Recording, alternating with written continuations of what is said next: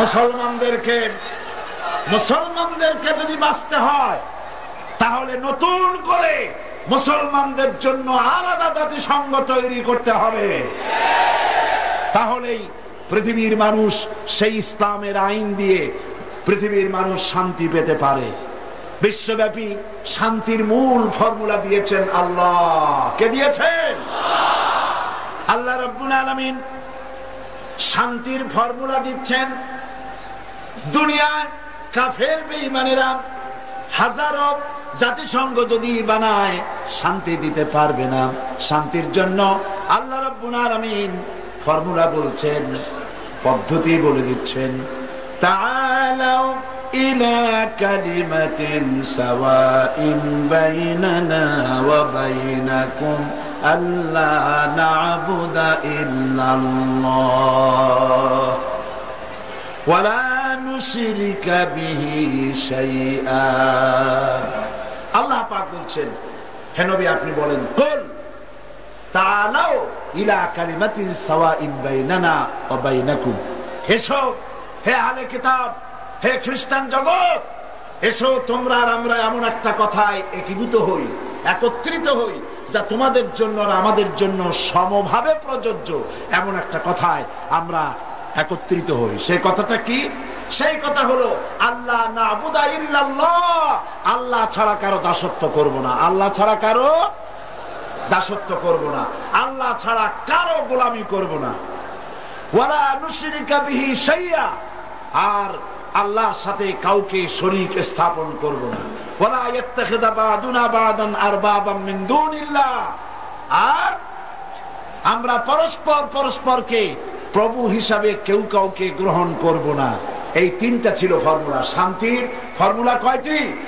তিনটি। এই তিনটি ফর্মুলা অনুযায়ী যদি দুনিয়া চলতে পারত, এই দুরবস্থার সৃষ্টি হতো না। আল্লাহ ছাড়া কারো দাসত্ব করব না। আজকে এই কথা কি আমরা মানি? জোরে বলেন, মানি না। আমরা এই কথা মুখে মানলেও কার্যত আমরা মানি না। আমাদের কোর্ট কাছারি, আমাদের আদালতে আল্লাহর আইন চলে। আমাদের আল্লাহর আইন, এই আইন দিয়ে আমাদের দেশে পার্লামেন্ট, আমার দেশের সেক্রেটারিয়েট, আমার দেশের ক্যান্টনমেন্ট, আমার দেশের শিক্ষাঙ্গন, আমার দেশের কলকারখানা, ক্ষেত খামার, অফিস আদালত আল্লাহর আইন অনুযায়ী চলে কি? সুতরাং অশান্তি হবে না, শান্তি কিভাবে হবে? 2 নম্বরের কথা হচ্ছে ওয়ালা নুশরিকা বিহি শাইআ, আল্লাহর সাথে কাউকে অংশীদার স্থাপন করো না, শরীক করো না। আল্লাহ পাক কোরআন শরীফের অন্যত্র বলেছেন, লা তুশরিক বিল্লাহ, আল্লাহর সাথে কাউকে অংশী স্থাপন করো না, শিরক করো না। ইন্নাশ শিরকা লাযুলমুন আযীম, শিরক হচ্ছে মস্ত বড় অপরাধ। এই শিরক আজকে দেশের রন্ধ্রে রন্ধ্রে পৌঁছে গিয়েছে, যায় না? সর্বত্র শিরক ছড়ানো আছে। এই শিরকের বিরুদ্ধে ঐক্যবদ্ধ হতে হবে। এই শিরকের মোকাবেলায় রুখে দাঁড়াতে হবে। আর কেউ কাউকে প্রভু বলে গ্রহণ করবে না। এটা করতে পারলে তাহলেই শান্তি প্রতিষ্ঠা হবে। ইনিল হুকমু ইল্লা লিল্লাহ আলা লাহুল খালকু ওয়াল আমরু, আইন এই পৃথিবী সৃষ্টি করেছেন যিনি, আইন চলবে তার। সৃষ্টিকার সৃষ্টিকার, আইন চলবে কার? সৃষ্টি আল্লাহর, আইন চলবে সে আল্লাহ পাকের। তাহলেই শান্তি প্রতিষ্ঠা হবে, অন্যথায় শান্তি প্রতিষ্ঠার কোনো পথ নাই। আল্লাহ রাব্বুল আলামিন বলেছেন, وقاتلوهم حتى لا تكون فتنة ويكون الدين كله لله। লড়াই করো, সংগ্রাম করো, ততক্ষণ পর্যন্ত, সেই পর্যন্ত লড়াই করো যতক্ষণ পর্যন্ত তোমাদের ফিতনা ফাসাদের শেষ শিকড়টুকুনো উঠে না যায়, ততক্ষণ পর্যন্ত লড়াই করতে থাকো। আল্লাহর দ্বীন কায়েম না হওয়া পর্যন্ত লড়াই করো, সংগ্রাম করো। যদি এই লড়াই তোমরা না করো, এই সংগ্রামে যদি অংশগ্রহণ না করো, ইল্লা তাফআলুহু তাকুন ফিতনাতুন ফিল আরদি ওয়া ফাসাদুন কাবীর, তাহলে বিরাট ভাঙন আর বিপর্যয় তোমাদেরকে পড়তে হবে। যদি বাঁচতে চাও তাহলে অন্যায়ের বিরুদ্ধে তোমাদেরকে রুখে দাঁড়াতে হবে। মজলুম জনতার পাশে গিয়ে দাঁড়াতে হবে। আর চেচনিয়ার মুসলমানদেরকে রাশিয়া পেট্রোল দিয়ে পুড়িয়ে পুড়িয়ে মুসলমানদেরকে মেরে শেষ করে ফেলছে। দুনিয়ার মুসলমানদের কোনো কথা নাই, আছে কথা? আছে কথা? 12 কোটি দেশের 12 কোটি জনগণের দেশ এই বাংলাদেশে একটা সরকার আছে না মরে গেছে? এই সরকারের পক্ষ থেকে একটি কথাও চেচনিয়ার পক্ষে রাশিয়ার বিরুদ্ধে বলার মতো সাহস এদের নাই। কাশ্মীরের মুসলমানদের উপরে নির্যাতন চলছে, তাও সেখানে দেখার কেউ নেই। আল্লাহ পাক এর জন্য বলেছেন, ওয়ামা লাকুম লা তুকাতিলুনা ফি সাবিলিল্লাহি ওয়াল মুস্তাদআফিনা মিনার রিজালি ওয়ান নিসা ওয়াল বিলদানিল্লাযীনা ইয়াকুলুনা রাব্বানা আখরিজনা মিন হাযিহিল ক্বরিয়াতিয যালিমি আহলুহা। ওয়ামা লাকুম, তোমাদের কি হয়েছে?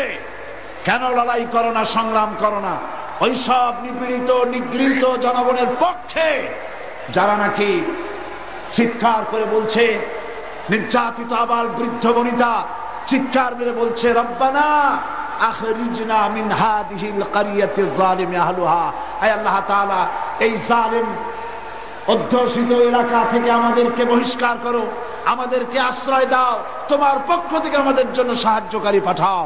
এই বলে যখন চিৎকার মারে তখন তোমরা তাদের পক্ষ সমর্থন করে কেন সংগ্রামে লিপ্ত হও না? আল্লাহ রাব্বুল আলামিন একথা কোরআন শরীফে বলেছে। বন্ধুগণ, আল্লাহর রাস্তায় জিহাদ, এই জিহাদ আল্লাহ পাক মুসলমানদের জন্য ফরজ করেছেন। কি করে দিয়েছেন? ফরজ করেছেন। এই জিহাদে রাসূল করিম সাল্লাল্লাহু আলাইহি ওয়াসাল্লাম নিজে অংশগ্রহণ করেছেন। যারা বলেন ধর্ম এবং রাজনীতি আলাদা, তাদের জানা দরকার রাসূলুল্লাহ রাষ্ট্র পরিচালনা করেছেন, তিনি জিহাদ করেছেন ময়দানে। করেছেন না জিহাদ? জিহাদ করেছেন, রক্ত দিয়েছেন, দান মুবারক শহীদ করেছেন ওহদের ময়দানে। বুখারী শরীফের কিতাবুল মাগাজিতে এসেছে, ওহদের ময়দানে রাসূল করিম সাল্লাল্লাহু আলাইহি ওয়াসাল্লামকে চতুর্দিক থেকে ঘিরে ফেলেছে কাফেরেরা, তার প্রতি তীর নিক্ষিপ্ত হয়েছে। হুজুরকে এই তীর থেকে রক্ষা করার জন্য সাহাবায়ে কেরাম চতুর্দিকে দাঁড়ায় গেছে। শুধুমাত্র চতুর্দিক থেকে যে তীর আসতেছিল, তীরগুলো ঠেকাচ্ছিলেন সাহাবায়ে কেরাম তাদের পিঠ দিয়ে। হযরতে তালহা রাদিয়াল্লাহু তাআলা আনহু একা হযরত তালহার পিঠে রাসূলুল্লাহকে হেফাজত করার জন্য 80টি তীর প্রবেশ করেছিল। নবীজির দান মুবারক শহীদ হয়ে গেল,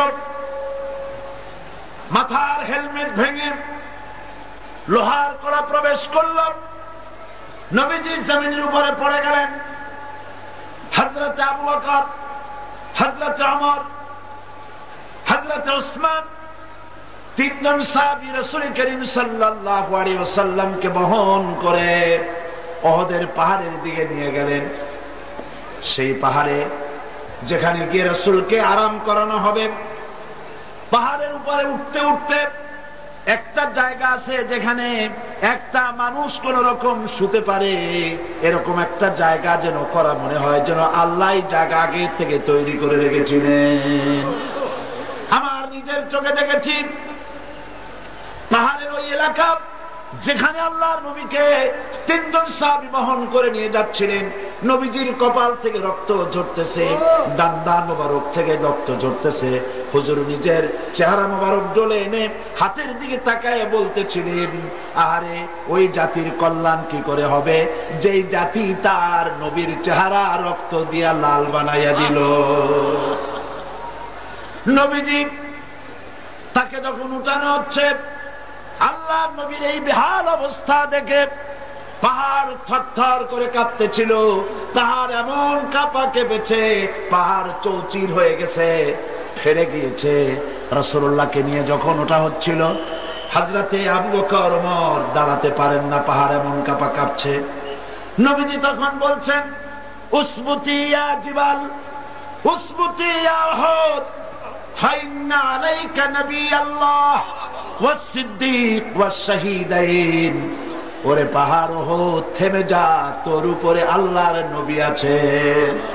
তোর উপরে একজন সিদ্দিক আছেন, তোর উপরে দুইজন শহীদ আছেন, হযরতে ওমর, হযরতে উসমান রাদিয়াল্লাহু তাআলা আনহুমা।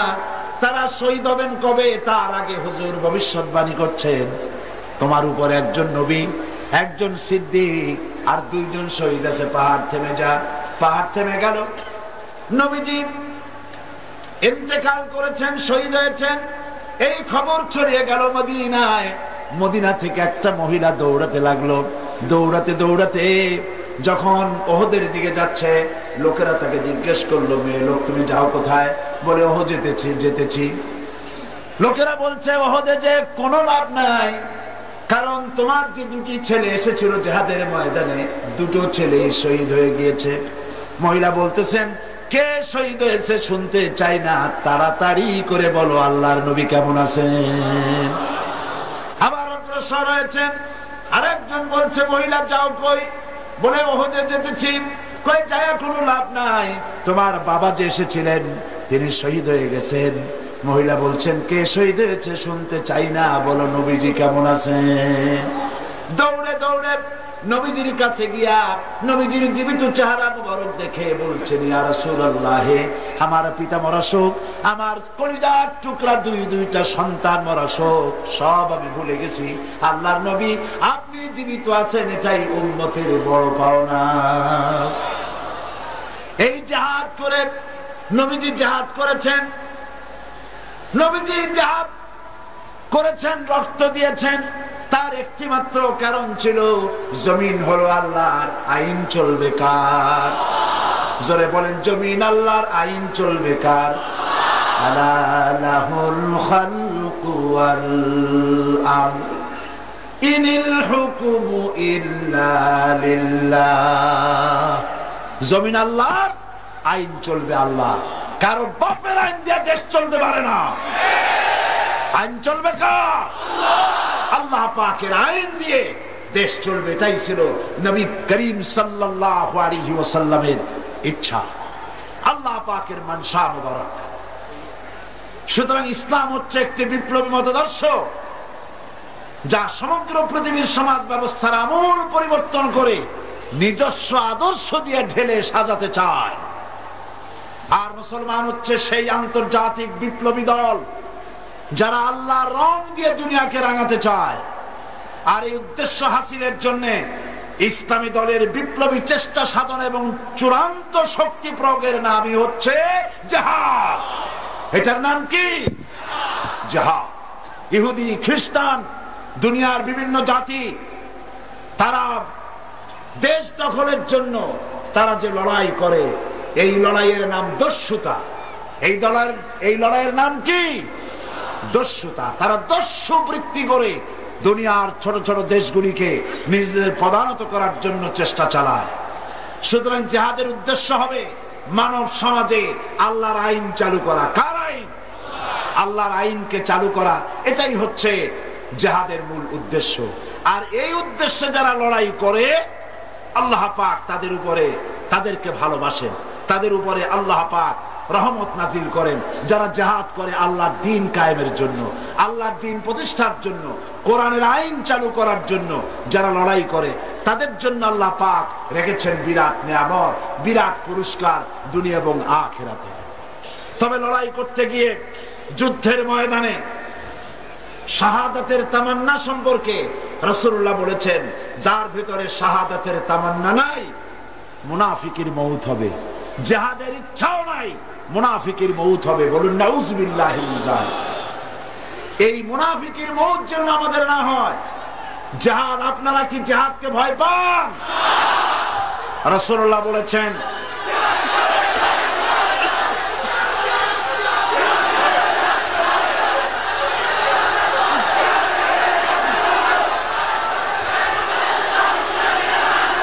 রাসূল করিম সাল্লাল্লাহু আলাইহি ওয়াসাল্লাম বলেছেন, রাসূল করিম সাল্লাল্লাহু আলাইহি ওয়াসাল্লাম বলেছেন, জিহাদের ময়দানে যে ব্যক্তি শহীদ হয়, শহীদি মউতের যন্ত্রণা তোমাদের ভেতরে কেউ কাউকে চিমটি দিলে সেই চিমটি কাটায় যে যন্ত্রণা, পিঁপড়ায় কাটায় যে যন্ত্রণা, শাহাদাতের মওতের এর থেকে বেশি যন্ত্রণা কিছুই নয়। তুমি দেখতেছো বোমায় পা উড়ে গেছে, মাথা উড়ে গেছে, নাড়ি বুড়ি বেরিয়ে গেছে, গুড়িতে এফোড় ওফোড় হয়ে গিয়েছে, ছটফট করছে, মনে করছে অনেক যন্ত্রণা। না, কোনো যন্ত্রণা নাই। এই মৃত্যু হচ্ছে সব থেকে সেরা মৃত্যু। এই মৃত্যুর একদিকে হচ্ছে দুনিয়া, শাহাদাত হচ্ছে সেতু। এই সেতু পার হলেই আল্লাহ রাব্বুল আলামিনের সঙ্গে দিদার নসিব হয়ে যাবে। হযরতে বুখারী শরীফে এসেছে, বুখারী শরীফে এসেছে রাসূল করিম সাল্লাল্লাহু আলাইহি ওয়াসাল্লামের হিজরতের পর আব্দুল উজ্জা নামক এক যুবক, 20 বছরের যুবক, এতিম, চাচার কাছে তিনি প্রতিপালিত হচ্ছিলেন। তিনি রাসূলের হিজরতের পর চাচার কাছে গিয়ে বলছেন, চাচা, মুহাম্মদ সাল্লাল্লাহু আলাইহি ওয়াসাল্লামের সম্পর্কে আপনার ধারণা কি? তো বলছে, তিনি তো শেষ নবী বলি, তিনি বলেন, লোকেরাও বলে। আব্দুল উজ্জা বলছেন, আপনি কি মুসলমান হবেন? তিনি বলছেন, কখনোই না। ভাতিজা বলছেন, আমার তো ইচ্ছে ছিল আপনি মুসলমান হলে আমার জন্য ইসলাম কবুল করা সহজ হয়ে যায়। তা আপনি যখন ইসলাম কবুল করবেন না, তখন আপনাকে সাক্ষী রেখে আমি বলছি, আমি আর ধৈর্য ধারণ করতে পারছি না। আমি ঘোষণা করলাম, সাক্ষী আপনি থাকুন। আল্লাহকে সাক্ষী রেখে বলছি, আমি আর কাফের রইলাম না, আমি মুসলমান হয়ে গেলাম। লা ইলাহা ইল্লাল্লাহু মুহাম্মাদুর রাসূলুল্লাহ। জোরে পড়েন, লা ইলাহা ইল্লাল্লাহ, লা ইলাহা ইল্লাল্লাহ, লা ইলাহা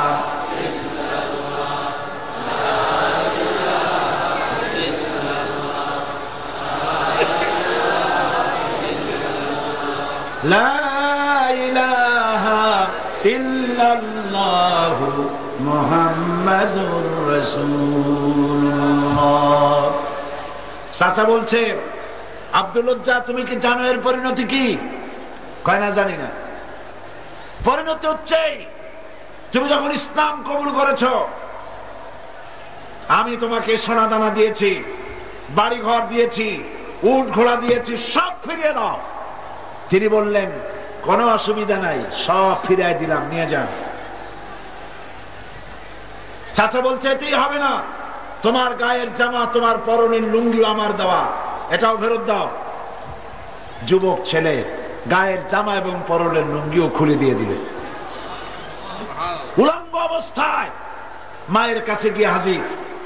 মা নিজের যুবক ছেলেকে উলঙ্গ দেখে 2 হাত দিয়ে চোখ চেপে ধরেছেন। বলছেন, বাবা, তোমার এই করুণ দশা কেন? ছেলে বলছে, মা, ইসলাম কবুল করার কারণে আমার এই করুণ দশা হয়েছে। মা জিজ্ঞেস করছে, বাবা, তুমি আমার কাছে কি চাও? তিনি বললেন, আমি এখন বিশ্বনবী মুহাম্মদ সাল্লাল্লাহু আলাইহি ওয়াসাল্লামের কদম মোবারকের কাছে হাজির হতে চাই। আমাকে এক টুকরা কাপড় দিয়ে, মা, তুমি আমাকে সাহায্য করো। মা বলছে, আমার কাছে তো কোনো কাপড় নাই। একটা ছেঁড়া কম্বল তিনি দিয়ে দিলেন। এই কম্বলটা তিনি পরলেন, এক টুকরা গায়ে দিলেন ছিঁড়ে, আর এক টুকরা পরলেন, তা হাঁটুর উপরে থাকলো, হাঁটু ঢাকলো না। এই অবস্থায় তিনি হেঁটে হেঁটে বহু কষ্ট করে মদিনা মুনাওয়ারায় পৌঁছে গেলেন। বাবে জিবরিল থেকে ঢুকলেন, সেখানে তিনি বসে আছেন। রাসূল করিম সাল্লাল্লাহু আলাইহি সাল্লাম হুজরা শরীফ থেকে বেরিয়ে দেখেন এক যুবক, মাথার চুলগুলো এলোমেলো, চোখ কোটরগত, সফরের আসর তার চেহারার মধ্যে, হাঁটু বের করা, মসজিদে নববীতে বসা। তুমি কে? তিনি বললেন, আমার নাম আব্দুল উজ্জা। তোমার এই হালত কেন? তিনি ঘটনা শোনালেন। নবীজি বললেন, তোমার নাম আব্দুল উজ্জা নয়, তোমার নাম রেখে দিলাম আব্দুল্লাহ, তুমি আব্দুল্লাহ। হাদিস শরীফে এর নামই এসেছে, ওনার নামই এসেছে আব্দুল্লাহ যুলবাজাদাইন। তাকে নেওয়া হলো, আসহাবে সফফার কাছে নিয়ে রাসূলুল্লাহ বললেন, একে কোরআন শরীফ শিখাও। আসহাবে সফফা হচ্ছেন সেই সব সাহাবী যাদের বাড়ি নাই, ঘর নাই, স্ত্রী পুত্র কোথায় আছে খোঁজ নাই, যারা এখানে বসে আল্লাহর দ্বীনের জন্য ঘর বাড়ি নাই, এখানে বসে থাকেন, খাবার পাইলে খান, আর খাবার না পাইলে তারা বসে থাকেন। রাসূলুল্লাহর কাছে কোনো খাবার আসতে তা দেওয়া হয়। আসহাবে সুফফার চবুতরা এখনো মসজিদে নববীর মধ্যে আছে। যারা হজ করতে গেছেন মদিনা মুনাওয়ারায় তারা দেখেছেন। যারা যেতে পারেন নাই, আজকের এই তাফসীরের মাহফিলে দোয়া করি আল্লাহ যেন এই মাহফিলে যত লোক এসেছে সমস্ত মুসলমান নরনারীকে একটা বার রাসূলুল্লাহর রওজায় গিয়ে সালাম দেওয়ার তৌফিক দান করে দেন। আল্লাহ পাক যেন হজ নসিব করে দেন। সাহাবায়ে কিরাম, আসহাবে সুফফা, আব্দুল জাকিব, আব্দুল্লাহ কি কোরআন শরীফ শিখাইছেন, কোরআন শরীফ শেখাচ্ছেন, আর আব্দুল্লাহ জোরে জোরে কোরআন তেলাওয়াত করেন। তার চিৎকারে জোরে জোরে তেলাওয়াতের কারণে সাহাবীরা ঘুমাইতে পারেন না, নামাজে ডিস্টার্ব হয়। রাসূলুল্লাহ আসছেন পরে, তারা বললেন ইয়া রাসূলুল্লাহ, আব্দুল্লাহকে নিষেধ করুন, তার চিল্লানিতে আমরা নামাজ পড়তে পারি না, ঘুমাইতে পারি না, চিল্লায়া কোরআন শরীফ তেলাওয়াত করেন। নবীজি বললেন সাহাবীরা, আব্দুল্লাহকে চিল্লাইতে দাও, বাধা দিও না, কারণ তার ইসলাম কবুল করা বড় চড়া দাম দিয়ে ইসলাম কবুল করেছে, লুঙ্গিটাও আনতে পারে নাই। ইত্যাবসারে তাবুকের যুদ্ধের দামামা বেজেছে, রোমানদের সঙ্গে লড়াই হবে। নবীজি তাবুকের যুদ্ধের জন্য, জিহাদের জন্য চাঁদা চাইলেন। যার কাছে যা আছে, আল্লাহর দ্বীন প্রতিষ্ঠার জন্য চাঁদা দাও। এই চাঁদা দেওয়া মাদ্রাসায়, মসজিদে, ইসলামে, জিহাদে চাঁদা দেওয়া নতুন ব্যাপার নয়। আল্লাহর নবী নিজে ইসলামের জন্য টাকা চেয়েছেন, পয়সা চেয়েছেন।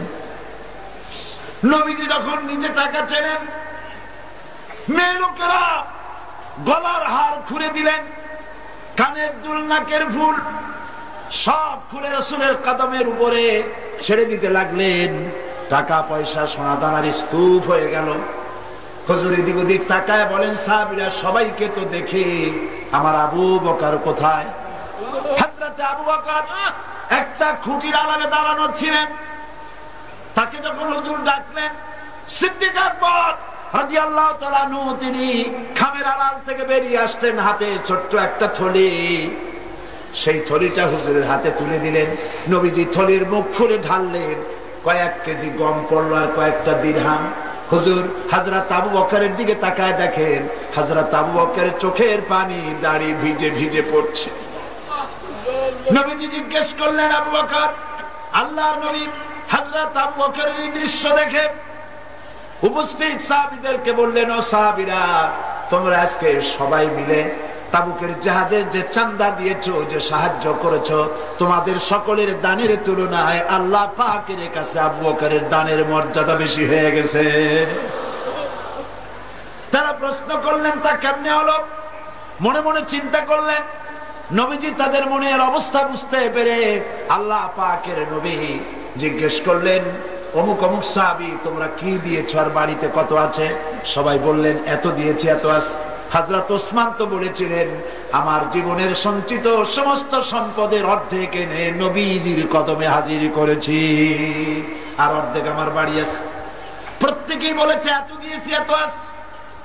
হযরত আবু বকরকে যখন নবীজি জিজ্ঞেস করলেন, আবু বকর, তুমি কত দিয়েছো আর বাড়িতে কত আছে? হযরত আবু বকর রাদিয়াল্লাহু তাআলা আনহু বলছেন, ইয়া রাসূলুল্লাহ, আল্লাহ রাব্বুল আলামিনের কসম করে বলি, আবু বকরের ঘরে জাগতিক সম্পদ বলতে যা বুঝায় সবটুকু এনে নবীজির কদম মুবারকে হাজির করে দিয়েছি আমার ঘরে। এখন আল্লাহ তার রাসূল ছাড়া কোনো জিনিস বাকি নাই। হযরতে আব্দুল্লাহ এই দানের অবস্থা দেখলেন, নিজে কিছুই দিতে পারেন নাই। যুদ্ধে রওনা করলেন নবীজি ৩০,০০০ সৈন্য নিয়ে। আল্লাহর নবী রওনা করেছেন তাবুকের দিকে, আর কাফের রোমান সৈন্যরা এসেছে ২ লাখ। তারা কয় লাখ? ২ লাখের প্রস্তুতি। আর রাসূল নিলে ৩০,০০০। সেনাপতি কে? হ্যাঁ মুসলমান। যারা বলো ধর্ম আর রাজনীতি আলাদা, ঈমান নষ্ট হয়ে যাবে। রাসূলুল্লাহ সেনাপতি। কিছুদূর অগ্রসর হওয়ার পর হযরত আব্দুল্লাহ জুলবাজালাইন নবীজির কাছে এসে বলছেন, ইয়া রাসূলুল্লাহ, এই তাবুকের জিহাদের জন্য আপনার সকল সাহাবী পুরুষ মেয়ে লোক সবাই মিলে সাহায্য করলো, কিন্তু আমার ভাগ্য খারাপ, কিছুই দিতে পারলাম না, আমার তো কিছু নাই। তবে হুজুর আমি আপনার কাছে দোয়া চাই, আপনি আমার জন্য দোয়া করেন, আজকের এই জিহাদের ময়দানে আমি যেন আমার জীবনটা দিয়ে দিতে পারি। নবীজি বললেন, আব্দুল্লাহ একটা ডাল থেকে একটা ডাল, একটা বাকল, একটা গাছের ছাল নিয়ে আসো। আব্দুল্লাহ গাছের একটা ছাল নিয়ে আসলেন। হুজুর বুখারী শরীফের হাদিসে এসেছে, নবীজি ওই ছালটা নিয়ে হযরত আব্দুল্লাহর হাতে বেঁধে দিয়া বললেন, আল্লাহ আমি আব্দুল্লাহর রক্ত কাফেরদের জন্য হারাম বানাইয়া দিলাম। হযরত আব্দুল্লাহ ডুকরে কেঁদে উঠলেন, বললেন, ইয়া রাসূলুল্লাহ আমি চাইলাম জীবন দিতে, আর আপনি আমার রক্ত কাফেরদের জন্য হারাম করে দিলেন। নবীজি বললেন, আব্দুল্লাহ এরপরে যদি তোমার মউত বিছানার উপরে হয়, তাবুর মধ্যে জ্বরেও যদি তোমার মউত হয়, আল্লাহ রাব্বুল আলামিন শাহাদাতের দরজা তোমারে দিয়ে দিবে। নবীজি তাবুকের মাঠে এলেন। কাফের বেঈমানেরা রাসূলুল্লাহ ৩০,০০০ সৈন্য নিয়ে আসছেন, এটা শুনে ২ লাখ ময়দান থেকে ভাগে গেছে। সুবহানাল্লাহ। জিহাদের সব যুদ্ধের সাহস আর হয়নি, রাসূলুল্লাহ ৩০,০০০ নিয়ে আসছে, ২ লাখ শেষ। হুজুর সেখানে আরাম ফরমালেন। কয়েকদিন পর নবীজির কাছে খবর এলো, ইয়া রাসূলুল্লাহ আব্দুল্লাহ আজকে কদিন জ্বরে ভুগে তাবুর মধ্যে ইন্তেকাল করেছে। নবীজি বললেন, জানাজার ব্যবস্থা করো, গোসলের ব্যবস্থা করো, কাফনের ব্যবস্থা করো। কাফন গোসলের ব্যবস্থা হলো, জানাজার ব্যবস্থা হলো। নবীজি জানাজা পড়ালেন, আর এরপরে কবরের ভিতরে একজন নামলেন, পাশে একজন আলো ধরে দাঁড়িয়ে থাকলেন। কোন হ্যাসাক লাইট নাই, বৈদ্যুতিক লাইট নাই, কোন রকম করে একটা চেরাগ টিনটিন করে জ্বলছে, গভীর রাত। কবরের ভিতরে একজন নেমেছেন, একজন একটা আলো ধরে দাঁড়িয়ে আছেন, আর 2 জনের লাশ বহন করে আনতেছেন। কবরের ভিতরে যিনি দাঁড়ানো, তিনি বলছেন, ও আমার সাথীরা, তোমার ভাইয়ের সঙ্গে তোমাদের ভাইয়ের সাথে আদব করে আনো, যেন ব্যথা না লাগে, যেন বেয়াদবি না হয়, ধীরে সুস্থে আমার হাতে দিয়ে দাও। কবরের ভিতরে যিনি দাঁড়ানো, তিনি লাশ ধরে কবরের ভিতরে শোয়াই দিলেন। কবরে দাঁড়ায়া যিনি আব্দুল্লাহর লাশ নিজ হাতে শোয়াই দিলেন, তিনি আর কেউ নন, বিশ্ব নবী মুহাম্মাদুর রাসূলুল্লাহ। আর যে 2 জনের লাশ ঘাড়ে করে টেনে এনেছিলেন, সেই 2 জন হচ্ছেন হযরতে আবু বকর রাদিয়াল্লাহু তাআলা আনহু, হযরত ওমর রাদিয়াল্লাহু তাআলা আনহু। পাশে লাইট ধরে চেরাগ ধরে যিনি দাঁড়ানো, তিনি হযরত বেলাল রাদিয়াল্লাহু তাআলা আনহু।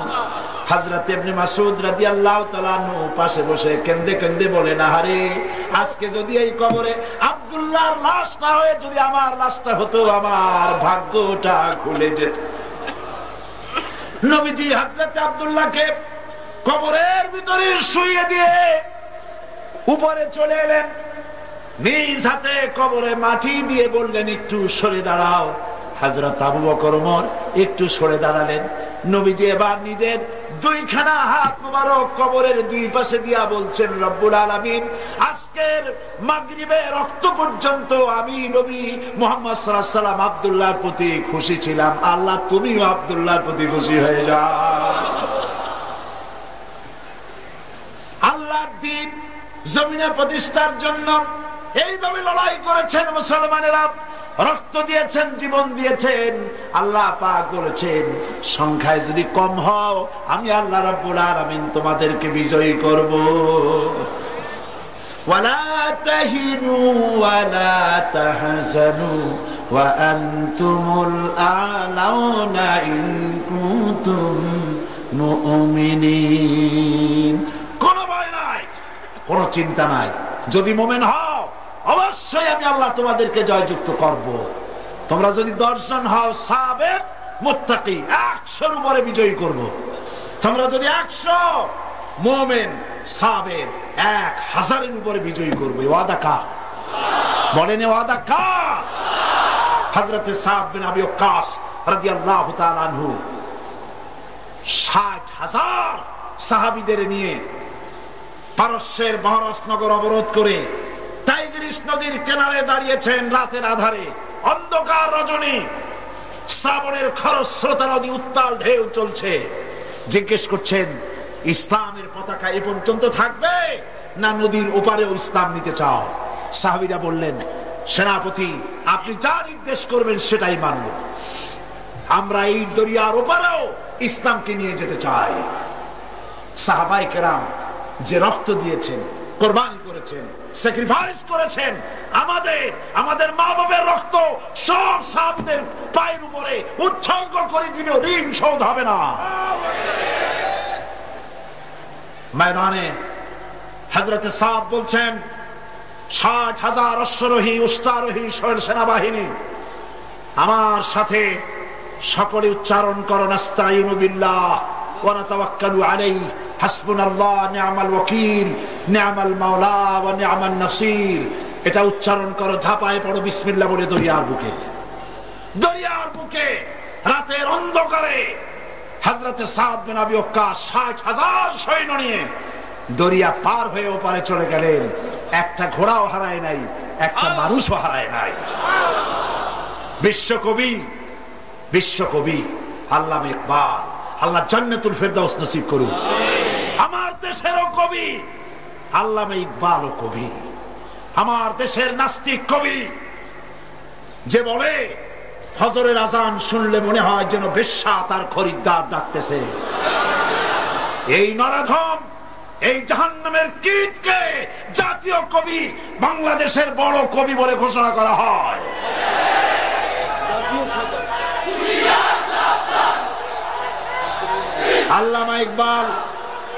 আল্লামা ইকবাল রাহমাতুল্লাহ আলাইহি,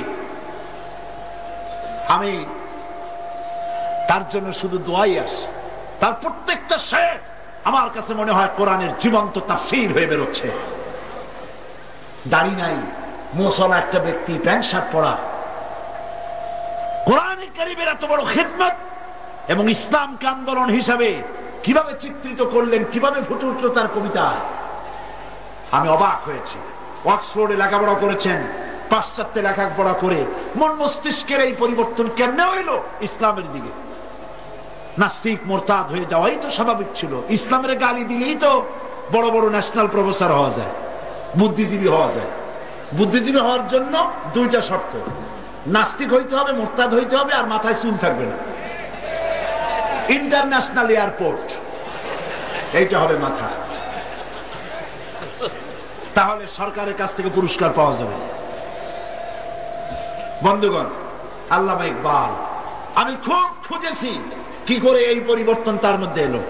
দেখলাম তার এক কিতাবের মধ্যে তিনি লিখেছেন, খিরা না কর সকা মগরিব কি দাওয়া দানিশ, খিরা না কর সকা मगरिब की दावदानिश सुरमा था आग का मेरा खाके मदीना।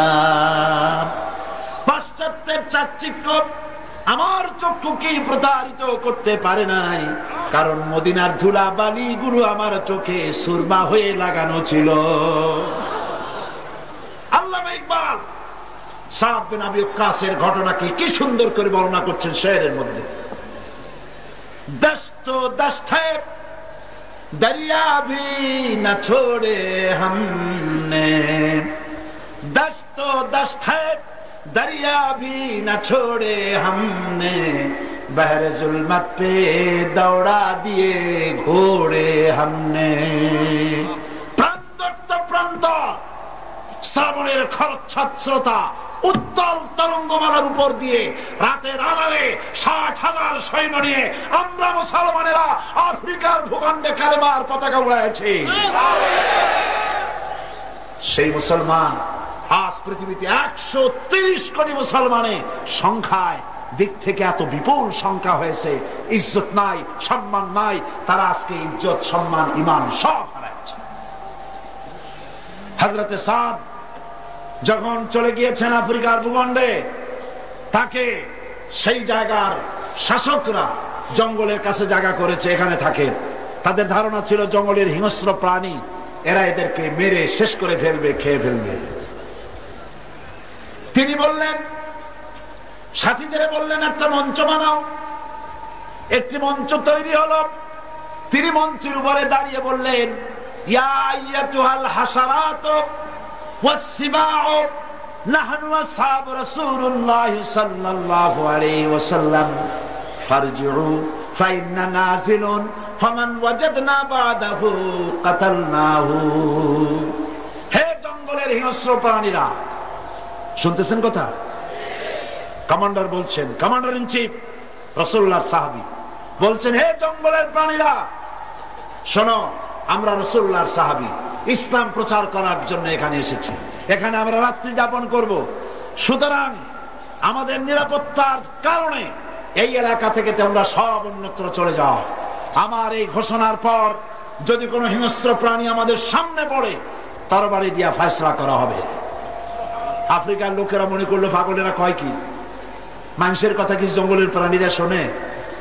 ইতিহাস সাক্ষী, হযরতে সাদের এই ঘোষণার পরে স্থানীয় লোকেরা তাকিয়ে দেখলো, বাঘের লাইনে বাঘ, সাপের লাইনে সাপ, সিংহের লাইনে সিংহ, যার যার আন্ডা বাচ্চা কাঁধে করে মুখে করে সব এই এলাকা ছেড়ে অন্যত্র চলে গেল।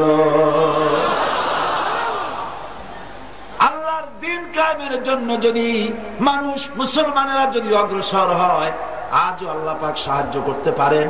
কবি বলছেন, ফেজায়ে বদরে পয়দা কুন ফেরেশতে তেরি নুসরত কো উতার সকতে গর্দু সে কতর অন্দর কতর আবি।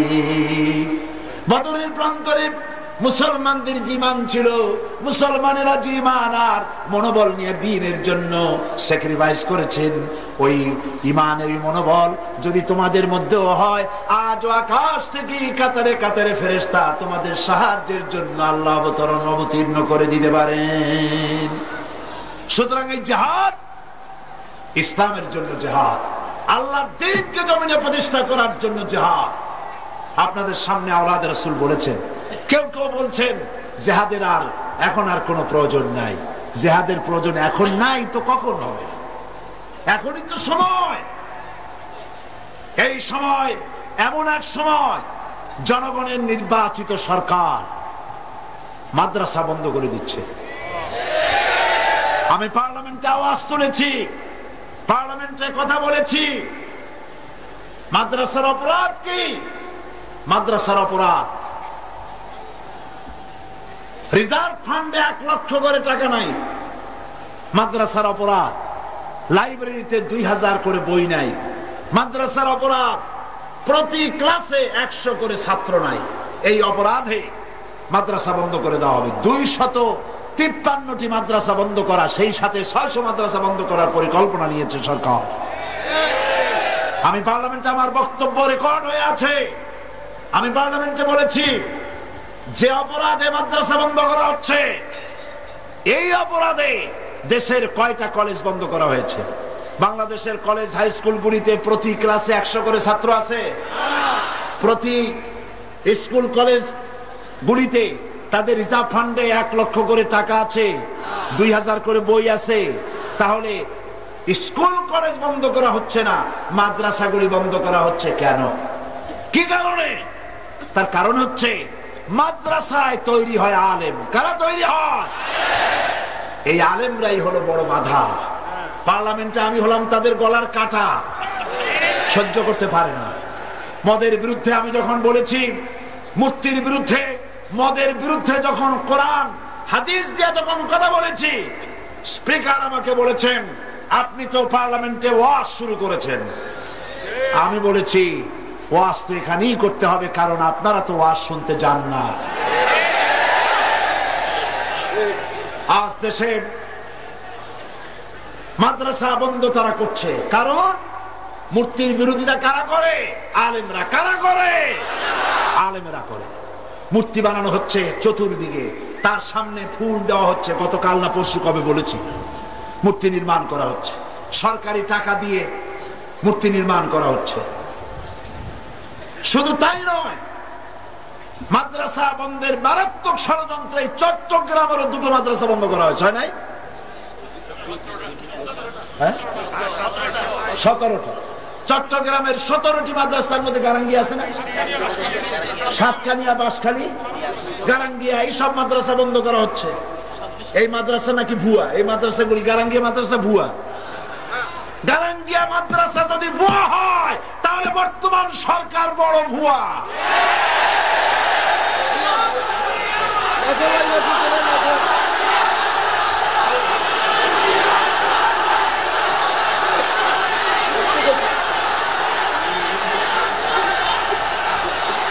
আমার বন্ধুগণ, এখানেই শেষ নয়, এখানেই শেষ নয়। কাদিয়ানীদেরকে সরকার পক্ষ অবলম্বন করছে, তাদেরকে পুনর্বাসিত করছে। জাতীয় ইমাম সমিতিতে নারায়ে তাকবীর আল্লাহু আকবার বলা নিষেধ করা হয়েছে। এর চাইতে মারাত্মক অপরাধ আর কি হতে পারে?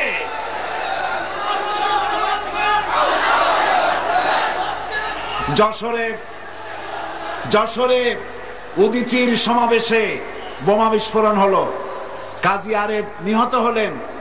এর দায় দায়িত্ব সব নির্বিচারে ইসলামী আন্দোলনের কর্মী আর আলেম ওলামাদের মাথায় চাপিয়ে দেওয়া হলো। কি দুর্ভাগ্য! ঢাকা বিশ্ববিদ্যালয় থেকে নামাজি ছাত্রদেরকে পিটিয়ে বের করে দেওয়া হলো। ঢাকা বিশ্ববিদ্যালয়ের ছাত্রী হলে ছাত্রীরা কোরআনের প্রশিক্ষণ নেয় বলে তাদের সামনে কোরআন ছিঁড়ে নিক্ষেপ করা হলো। অসংখ্য কোরআন শরীফের কপি ডাস্টবিনে নিক্ষেপ করা হলো। সরকার কোনো গ্রেফতার করলো না, প্রতিবাদ করলো না। সিনেমার অশ্লীল ছবি দিয়ে গোটা দেশ অশ্লীলতা ছেয়ে ফেললো। বাংলাদেশের মানচিত্রের 1/10 পার্বত্য চট্টগ্রামকে ভারতের হাতে বিনামূল্যে তুলে দিল।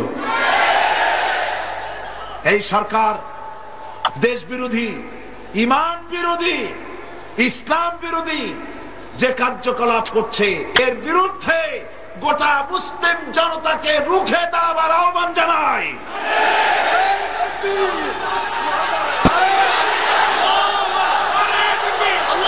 এই জিহাদ নফল নয়, ভালো করে শুনুন, ভালো করে শুনুন।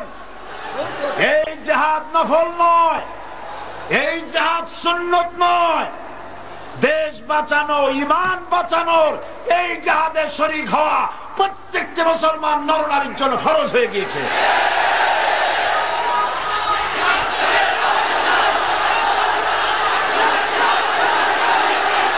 তাগুতি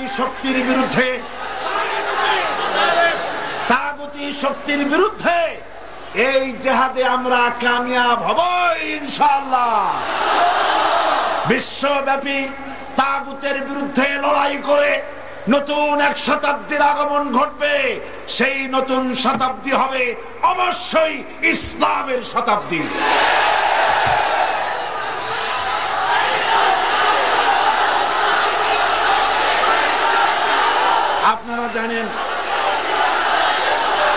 আপনারা জানেন আজ পৃথিবীতে মুসলমানদের উপর অত্যাচার চলছে, ঠিক কিনা গণ? বাংলাদেশেও আলেম ওলামা সবচাইতে নির্যাতন কাদের উপরে? আলেম ওলামাদের উপরে, পীর সাহেবদের উপরে। থামো, বসো। আমি আজকে আইবিএসবি, ডিএফআই, এনএসআই, আর্মি ইন্টেলিজেন্স, গোয়েন্দা বিভাগকে বলতে চাই, আপনারা সরকারকে লিখুন, এই বাংলাদেশে যদি সরকার আর কোন একজন আলেমকে গ্রেফতার করে, যদি আলেমদেরকে পুলিশ রিমান্ডে নিয়ে নির্যাতন করা হয়, গোটা বাংলাদেশকে আগুন দিয়ে পুড়িয়ে দেওয়া হবে।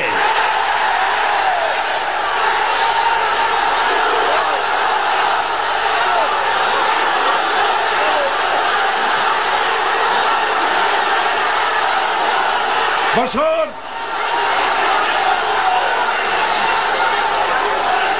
বসুন। ওলামাদের উপর নির্যাতন আপনারা সহ্য করবেন? আলেমদের সাথে বেয়াদবি করো না। সরকারকে বলছি, আলেমদের সাথে, মাদ্রাসার সাথে বেয়াদবি করো না। যদি বেয়াদবি করো, কোরআন শরীফ যেভাবে ডাস্টবিনে ফেলেছো, আল্লাহ তোমাকেও ডাস্টবিনে নিক্ষেপ করবে।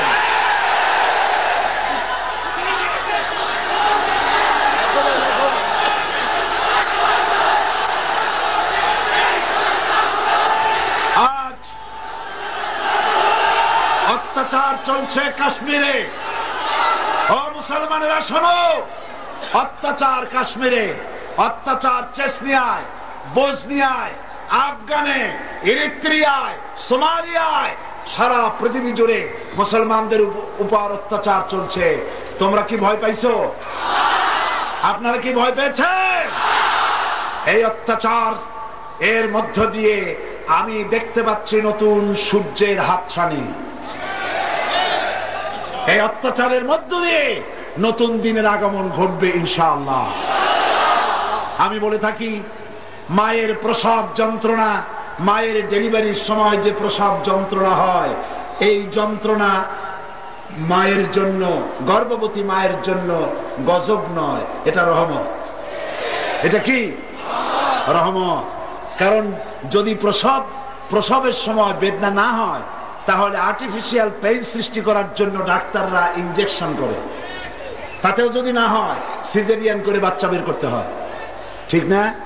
তাহলে বেদনা হওয়াটা কি? আল্লাহর রহমত।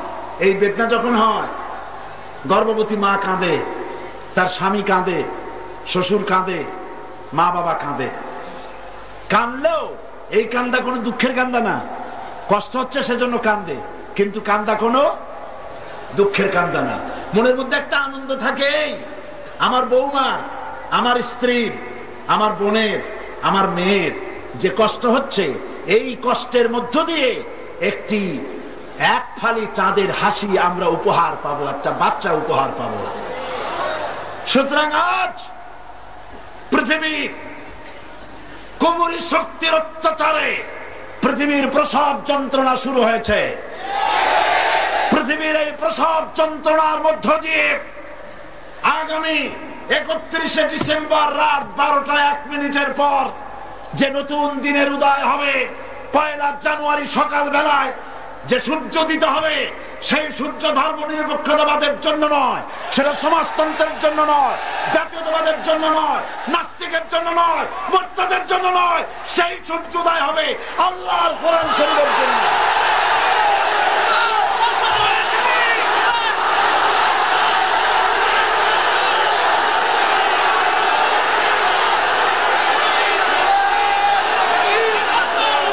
বসুন, বসুন, যার যার জায়গায়, যার যার জায়গায় বসে পড়ুন, জোরে সোরে জিকির করেন সুবহানাল্লাহ, আলহামদুলিল্লাহ, লা ইলাহা ইল্লাল্লাহ, সুবহানাল্লাহ, জোরে।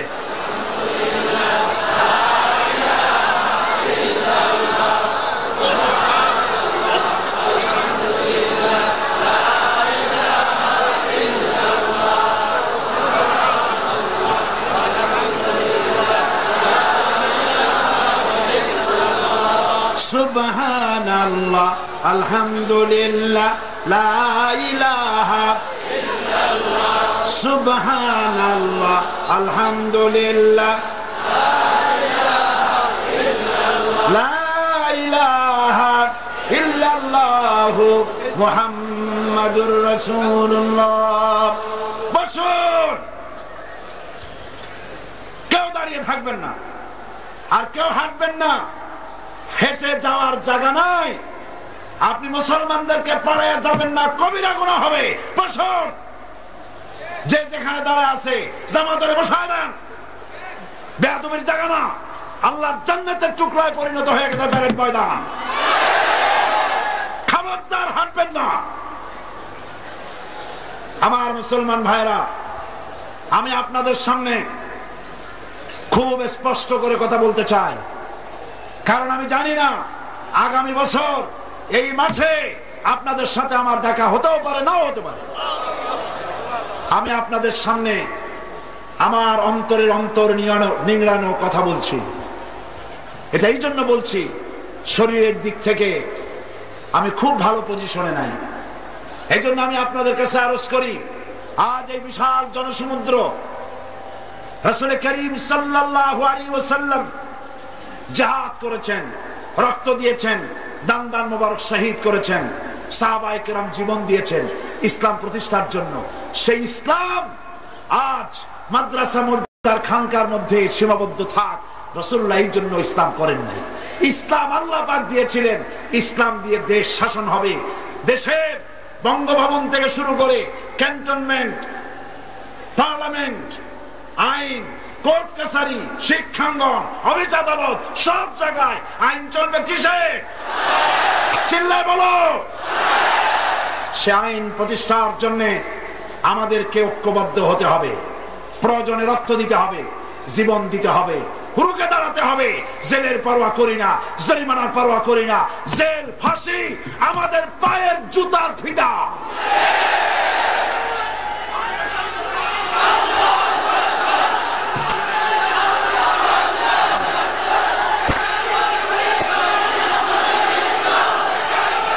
আমার মুসলমান ভাইয়েরা, আল্লাহর দ্বীন কায়েমের জন্য আপনারা কি প্রস্তুত আছেন? সেই প্রস্তুতি নিতে হবে, শক্তি অর্জন করতে হবে। সেই শক্তি হলো ঈমানের শক্তি। কিসের শক্তি? যারা বলেন কিসের শক্তি? সেই ঈমান আসবে নামাজের মধ্য দিয়ে। সেই নামাজ আছে কি? বহু মুসলমান আছে নামাজ পড়ে না। ওয়াজ মাহফিলে এসেছে ঠিক, তাফসীরের মাহফিলে এসেছে ঠিক, কিন্তু নামাজ পড়ে না। এই নামাজের ব্যাপারে বহুবার আমি এখানে বলেছি, বহুবার বলেছি। 21টি বছরের একটি বছর বোধহয় এরকম যায় নাই যে বছর নামাজের কথা বলা হয় নাই। কথা ঠিক কিনা? আজও বলি, নামাজ যদি না পড়ে, রাসূলুল্লাহ বলেছেন লা দীনা লিমান লা সালাতা লাহু, তার কাছে দ্বীন নাই, ঈমান নাই যার কাছে নামাজ নাই। রাসূলুল্লাহ বলেছেন মান তারাকা সালাতান মুতাআম্মিদান ফাকাদ কাফারা, যে ইচ্ছে করে নামাজ ছেড়ে দিল সে কুফরি করলো। বলেন নাউযুবিল্লাহ। আমার বন্ধুগণ, আল্লাহ রাব্বুল আলামিন এই কোরআন শরীফের ভিতরে 82 জায়গায় বলেছেন বান্দারে নামাজ পড়, নামাজ পড়। হযরত মুসা আলাইহিস সালামের কাছে আল্লাহ রাব্বুল আলামিন প্রথম যে ওহী নাজিল করলেন, সে ওহীটা ছিল ইন্নানি আনাল্লাহ লা ইলাহা ইল্লা আনা ফা'বুদনি ওয়াকিমিস সালাতা লিযিকরি। নিশ্চয় আমি আল্লাহ, আমি ছাড়া কোনো ইলাহ নাই, কোনো আইনদাতা নাই, বিধানদাতা নাই। আমার উদ্দেশ্যে আমার ইবাদত করো আর আমার শরণার্থে নামাজ কায়েম করো। আল্লাহ তার মুসা আলাইহিস সালামের প্রতি প্রথম ওহীতে নামাজের কথা শোনাই দিলেন। প্রত্যেক নবীর জন্য নামাজ ফরজ ছিল বিভিন্ন কায়দায়। রাসূল করিম সাল্লাল্লাহু আলাইহি ওয়াসাল্লাম তিনি বলেছেন আমার কাছে 3টা জিনিস প্রিয়। একটি হলো সুগন্ধি, একটা হলো স্ত্রী, আর একটা হলো নামাজ। নামাজ আমার চক্ষুকে শীতল করে দেয়। এই নামাজ রাসূল করিম সাল্লাল্লাহু আলাইহি ওয়াসাল্লাম নামাজ সম্পর্কে বেশি তাকিদ করেছেন। হুজুর বলেছেন কিয়ামতের দিন আল্লাহ রাব্বুল আলামিন সর্বপ্রথম প্রশ্ন করবেন, বান্দা নামাজ পড়েছো কিনা? নামাজ, ফরজ নামাজ যার কবুল হয়ে যাবে, তার সমস্ত ভালো কাজগুলি আল্লাহর দরবারে মঞ্জুর হয়ে যাবে। নামাজ যার কবুল হবে না, তার কোনোটাই কবুল হবে না। এই নামাজ যেভাবে আমরা পড়ি এইভাবে নামাজ হয় না। নামাজ পড়তে হবে কিভাবে? সাল্লু কামা রাআইতুমুনি উসাল্লি। নামাজ পড়ো সেইভাবে যেভাবে আমাকে পড়তে দেখো। আমাকে কে? রাসূল করিম সাল্লাল্লাহু আলাইহি ওয়াসাল্লাম। হুজুর যেভাবে নামাজ পড়েছেন সেইভাবে নামাজ পড়তে হবে। রাসূলুল্লাহর নামাজ কিরকম সেই ব্যাপারে একটা বই আছে, আপনারা কিনে নিয়ে যাবেন যদি দোকানে পান। রাসূলুল্লাহর নামাজ, রাসূলুল্লাহর নামাজ বইয়ের নাম হচ্ছে, এই বইটা আপনারা কিনবেন। এটা হচ্ছে শেখ নাসিরউদ্দিন আলবানী, এই পৃথিবীর বর্তমান বিশ্বের শ্রেষ্ঠ হাদিস বিশারদ, ইন্তেকাল করেছেন। আল্লাহ পাক তাকে জান্নাতুল ফেরদাউসের মেহমান বানিয়ে দিন। তার লেখা এই বইটি বাংলা অনুবাদ করা আছে, কারা করেছে আমি জানি না। আপনারা পারলে এই বইটা নিয়ে যাবেন। রাসূলুল্লাহর নামাজ কিরকম ছিল ওইভাবে নামাজ আদায় করবে। নামাজ আপনার ঈমানকে মজবুত করবে, নামাজ আপনার প্রাণকে ঠান্ডা করবে, নামাজ আপনার দুনিয়াকে ঠিক করবে, নামাজ আপনার সমাজকে ঠিক করবে, আপনার রাষ্ট্রকে ঠিক করবে। নামাজ আপনাকে জাহান্নাম থেকে বাঁচাইয়া জান্নাতের ভিতরে পৌঁছায় দিবে। রাসূলুল্লাহ ইন্তেকাল করলেন, জীবনের শেষ নামাজটিও আদায় করার জন্য দুইজন সাহাবীর কাঁধের উপরে ভর করে আগাচ্ছেন, আর পা মুবারক উঁচু করতে পারতেছেন না, পা হেঁচড়ে টেনে যাচ্ছেন।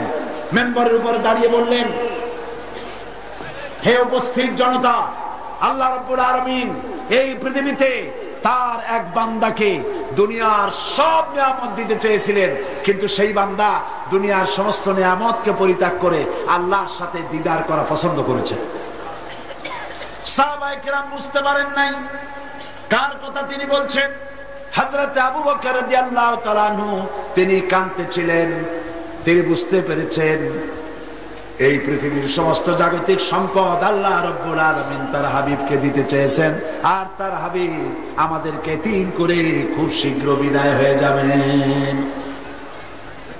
নবীজি নামাজ আদায় করে হুজরা শরীফে ঢুকলেন। মারাত্মক জ্বর, মাথায় যন্ত্রণা, ছটফট করছেন। জ্বরে একবার বেহুশ হয়ে যান, আর একবার হুশে আসেন। হুশে এসে হযরতে আয়েশার কাছে প্রশ্ন করছেন, আয়েশা মসজিদে নববীতে এখন কি হচ্ছে? হযরতে আয়েশা বলছেন, ইয়া রাসূলুল্লাহ, মসজিদে নববীর ভিতরে সাহাবায়ে কেরাম বহুক্ষণ অপেক্ষা করে তারপরে আমার আব্বার ইমামতিতে তারা নামাজ পড়তেছে, আর তারা নামাজের ভিতরে কাঁদতেছে। তাদের ধারণা হয়েছে আল্লাহর নবীর পিছনে নামাজ পড়ার বুঝি তাদের কিসমতে হবে না। নবীজি বললেন, আয়েশা মসজিদের দিকের দরজাটা খুলে দাও। দরজা খোলা হলো। হুজুর মাথা উঁচু করে মসজিদের ভিতরে নামাজের দৃশ্য দেখে আবার শুয়ে পড়লেন। হযরত আয়েশা দেখেন হুজুরের চোখের কোণা দিয়া পানি বেয়ে পড়ছে। হযরত আয়েশা প্রশ্ন করলেন, ইয়া রাসূলুল্লাহ, নামাজের দৃশ্য দেখে কাঁদছেন কেন? হুজুর বলেন, আয়েশা রে, এটা কোনো দুঃখের পানি নয়, এটা তৃপ্তির পানি।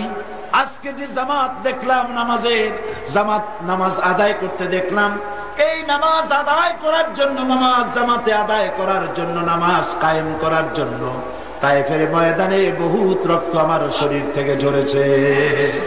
উহুদের ময়দানে দান শহীদ হয়েছে, সাহাবায়ে কেরাম জীবন দিয়েছেন। এরপরে যে জামাত কায়েম হলো, এই দৃশ্য দেখে আমার মনে বড় তৃপ্তি হলো। পৃথিবী যতদিন থাকবে আমার উম্মতেরা এভাবে নামাজ আদায় করবে। রাসূলুল্লাহ আবার বেহুশ হয়ে পড়লেন। সাহাবায়ে কেরাম মসজিদ থেকে আজার কেউ বের হয় না, সকলে কাঁদছেন। সবার ধারণা আজকের রাত রাসূলুল্লাহ আজকের রাত কাটাবেন না, হয়তো রাতের ভিতরে ইন্তেকাল করবেন। আর ঘরের ভিতরে স্ত্রীরা কাঁদতেছেন। রাত দ্বিপ্রহরের পরে হুজুরের চোখ খুলে গেল, তাকিয়ে দেখেন মা ফাতেমা সবচাইতে বেশি কাঁদতেছেন। হুজুর ফাতেমাকে কাছে ডাকলেন, কানে কানে কি যেন বললেন। হযরত ফাতেমার কান্না বন্ধ হয়ে গেল। হযরত আয়েশা হযরত ফাতেমাকে ডেকে বললেন, মা, তোমার আব্বা তোমাকে কি বললেন যাতে তোমার কান্না বন্ধ হয়ে গেল? হযরত ফাতেমা বলেন, আম্মাজি, আমার আব্বা আমার কানে কানে বললেন, মা, তোমার কান্না আমার সহ্য হয় না, কেঁদো না। আমি তোমাকে সুসংবাদ দেই, আমার ইন্তেকালের পরে সকলের আগে তোমার সাথে আমার দেখা হয়ে যাবে। হযরত ফাতেমা বলেন, মা, আমি বুঝতে পেরেছি রাসূল ইন্তেকালের পরে, আমার আব্বা জানের ইন্তেকালের পরে আত্মীয় স্বজনের মধ্যে আমার ইন্তেকাল আগে হবে, আর আমার আব্বার সঙ্গে আমার দিদার নসিব হয়ে যাবে। রাসূলুল্লাহ আবার বেহুশ হয়ে পড়লেন। ফজরের আখ্যান দিয়ে হুজুরের চোখ খুলে গেল। তাকিয়ে বললেন, জিবরাইল কাছে এসো, জিবরাইল কাছে এসো। হযরত জিবরাইল, আসসালামু আলাইকা ইয়া রাসূলুল্লাহ বলে হুজুরের কাছে হাজির হলেন। বললেন, আল্লাহর নবী, আল্লাহ পাক আমার মাধ্যমে আপনাকে সালাম জানিয়েছেন, আর রব্বুল আলামিন আপনার কাছে জানতে চেয়েছেন আপনি কেমন আছেন। অবশ্য আপনার শরীরের খবর আপনি যা জানেন আল্লাহ তার থেকে অনেক ভালো জানেন, তবু আপনার মুখ থেকে আল্লাহ জানতে চেয়েছেন। নবীজি বলেন, জিবরাইল, আমি বড় কষ্টের মধ্যে আছি, বড়ই কষ্টের ভিতরে আছি। হযরত জিবরাইল তিনি বলছেন, ইয়া রাসূলুল্লাহ, তাকিয়ে দেখুন আমার পেছনে এক ফেরেশতা দাঁড়ানো আছে।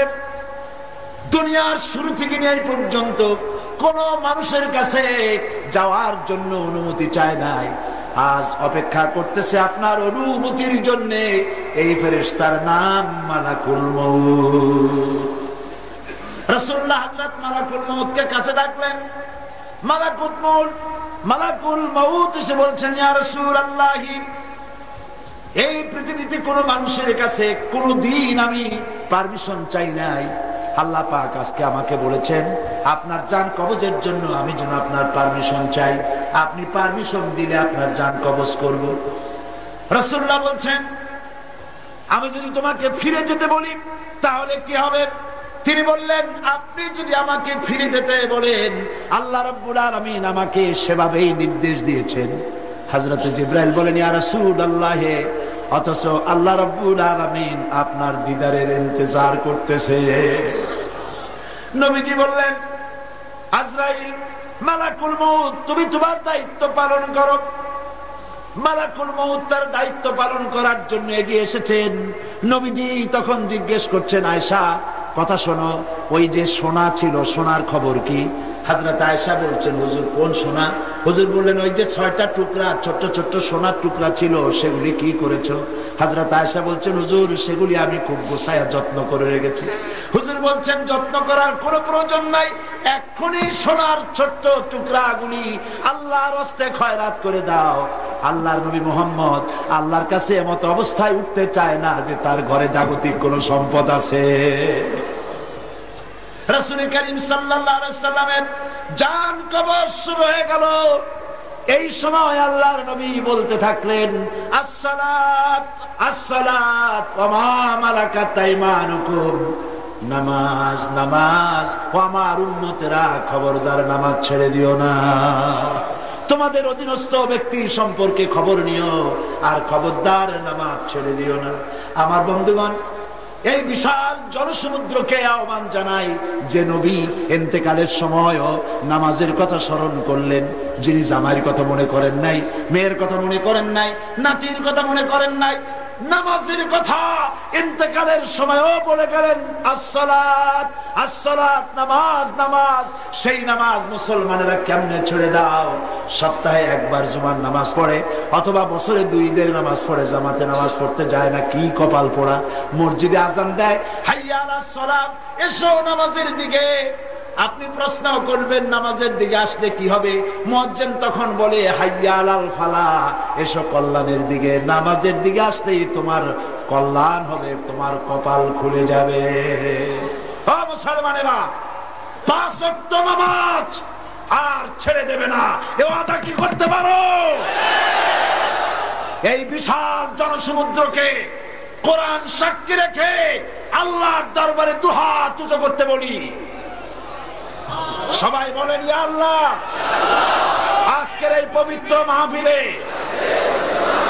তোমারে সাক্ষী করে, তোমার পবিত্র নামে কসম করি, শপথ করি, ওয়াদা করি, যতদিন পর্যন্ত মালাকুল মউত আমার মাথার কাছে না আসতেছে, ততদিন পর্যন্ত ফরজ নামাজ, ফরজ রোজা আর ছেড়ে দেব না, আর ছেড়ে দেব না, আর ছেড়ে দেব না। এবার চিৎকার দিয়া সবাই বলেন, ইয়া আল্লাহ, আমার আজকের এই ওয়াদা আমার মৃত্যু পর্যন্ত পালন করার তৌফিক দাও। আমিন ইয়া রাব্বাল আলামিন। হাত নামা। নামাজ নামাজ নামাজ। মনে থাকবে ভাইরা? মনে থাকবে? আমার মায়েরা, আমার বোনেরা, খবরদার নামাজ ছেড়ে দেবেন না। 5 ওয়াক্ত নামাজ সঠিকভাবে আদায় করবেন। মনে রাখবেন, এই জীবন শেষ নয়, আর একটা জীবন আসবে। সেই জীবনের নাম কি? পরকাল। সেই জীবনের নাম কি? পরকাল। সেই পরকালে আমাদের উঠতে হবে নাকি হবে না? ডিসি সাহেব, এসপি সাহেব, মন্ত্রী সাহেব, প্রেসিডেন্ট সাহেব, যে সাহেব হন, আল্লাহর কাছে জবাবদিহি করতে হবে, হবে না? মিছিলের মধ্যে নেমে যেসব ম্যাজিস্ট্রেটরা অর্ডার দেন অহেতুক মানুষদেরকে পিটাবার জন্য, আপনি জানেন কে অপরাধী, সেই অপরাধীকে ধরেন না, নিরপরাধ লোকগুলিকে ধরে ধরে জেলখানায় পৌঁছায় দেন চাকরি বাঁচাবার জন্য। মনে রাখবেন, আল্লাহ আছেন, আল্লাহ আছেন না, আল্লাহ আছেন না। তুমি সরকারের হুকুম মেনে সরকারি দলের লোক ছেড়ে দিয়া নিরপরাধ লোক ধরে জেলে নিয়ে পিটাও, মনে রাখবা আল্লাহ তোমাকে তোমার চাকরি খোয়াইয়া তোমার ছেলে মেয়েকে খয়রাতি ভিক্ষুক বানায় দেবে। নিরপরাধ লোকের গায়ে হাত দিও না। সুতরাং আমি প্রশাসনকে বলি, ডিসি, এসপি, বিবেকের বিরুদ্ধে যদি কাজ করতে হয় এই চাকরি করবেন না। বিবেক, আপনার বিবেক কি বলে? নিরপরাধ লোকদেরকে অত্যাচার করা বিবেক আপনাকে বাধা দেবে। সরকারের কথা শুনতে গেলে যদি বিবেকের বিরুদ্ধে কাজ করতে হয়, অন্যায় পদক্ষেপ নিতে হয়, এমন চাকরি করার চাইতে পানের দোকানদারি করে খান।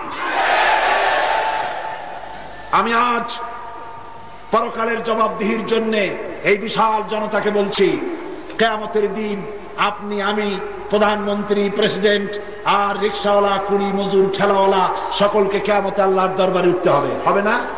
হবে না? হবে। এই পৃথিবীতে রাষ্ট্রীয় কায়দায় কামানের গুলি মারিয়া যতই রাষ্ট্রীয় মর্যাদার সাথে দাফন করা হোক, প্রধানমন্ত্রী, প্রেসিডেন্ট জারি করো না কেন, আর্মি দিয়া সেলুট মারতে পারো, মরিয়া দেখো ফেরেশতারা কি দিয়া সেলুট মারে, কি দিয়ে মারে, ভালোভাবে দেখতে পারবা।